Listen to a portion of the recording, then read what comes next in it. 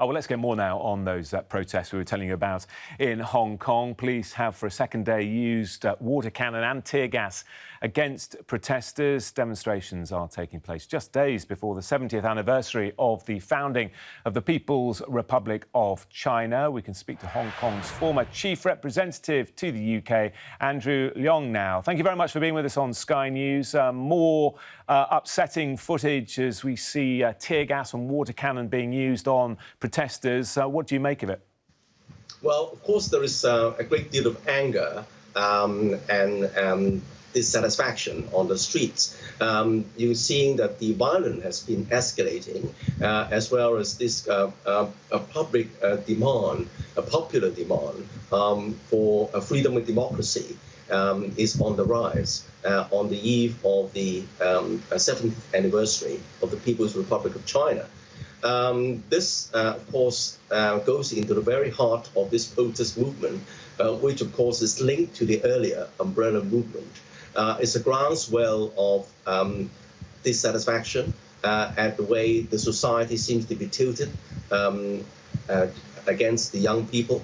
And they feel that it's very difficult to get on the housing ladder. The society is being loaded against them in favor of the property tycoons and the financial sector, without giving them sufficient leeway for the upward movement. But what is more, they feel that their identity, the Hong Kong identity, as most of them do not no longer identify themselves as Chinese anymore. They regard themselves as Hong Kongers. And they feel that their identity under the one country, two systems has been tilted increasingly towards the one country.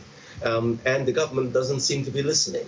So here is what we see right now in the streets. Yeah, you say the government isn't listening. Carrie Lam, the chief executive, did hold her open dialogue with the public this week, but it didn't seem to go very well, did it? Well, obviously, and I think Carrie Lam herself realized this. At least dialogue is better than this kind of confrontation, resulting in holding the whole city's law and order to ransom, and then with violence on the rampage, so no society can function like that. So the first thing is to restore law and order, but also to open up a dialogue and really giving the at least the image that the government is listening. But it's easier said than done, as what happened during the first dialogue.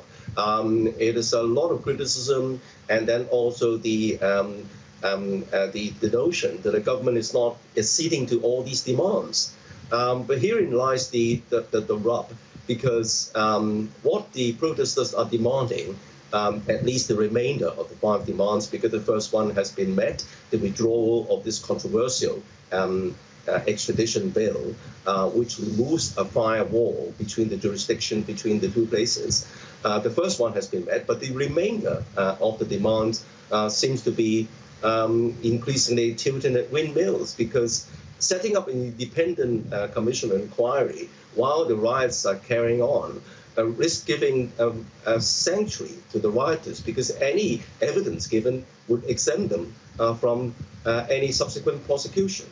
And then, of course, setting free all those arrested, now numbering some 1,600, and also removing the charge of riots would, of course, remove the police powers to deal with the rioters.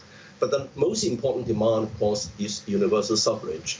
It's a genuine dissatisfaction. The last universal suffrage package at the umbrella movement was rejected because it was not considered democratic enough. But here are the contradictions under one country, two systems, because this is a paradox.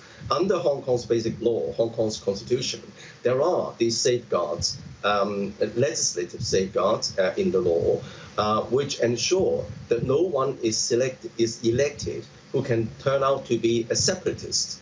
So, but these safeguards are not democratic. But that's the deal, and herein lies the contradictions. And so the people on the streets are basically demanding a rewriting of the one country, two systems, but without building trust on both sides, Hong Kong people and Beijing. All these riots are setting the goals further and further apart. Well, you've summarised the situation extremely well for us, and we're grateful for your time. Hong Kong's former chief representative to the UK, Andrew Leung, thank you. Thank you.